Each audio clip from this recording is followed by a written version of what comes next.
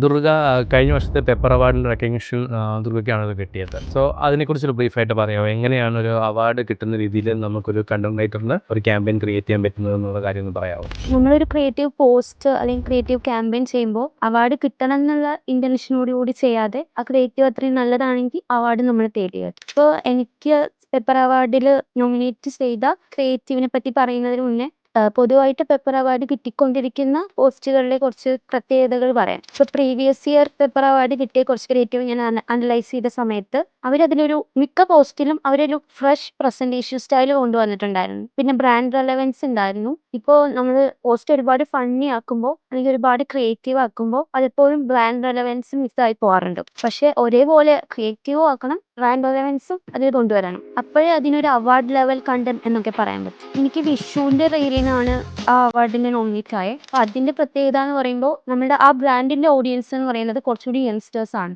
അവർക്ക് അത് വർക്ക് ആവണം. ആ ടാർഗറ്റ് ഓഡിയൻസിന് അത് മനസ്സിലാവണം. അത്രയും സിമ്പിളും അത്രയും ട്രെൻഡി ആക്കാൻ പറ്റി എനിക്ക്. പിന്നെ ആ സമയത്ത് ട്രെൻഡിങ് ആയിരുന്നു AI റീല്.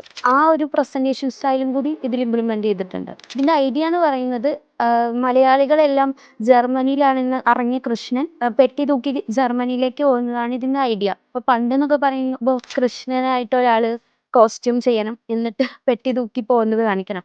പക്ഷെ ഇപ്പൊ AI ഉണ്ടതുകൊണ്ട് നമുക്ക് എന്തും പോസിബിൾ ആണ്. അപ്പൊ നമ്മൾ അത് AI വെച്ച് നന്നായി തന്നെ ചെയ്യാൻ പറ്റിയിട്ടുണ്ടായിരുന്നു.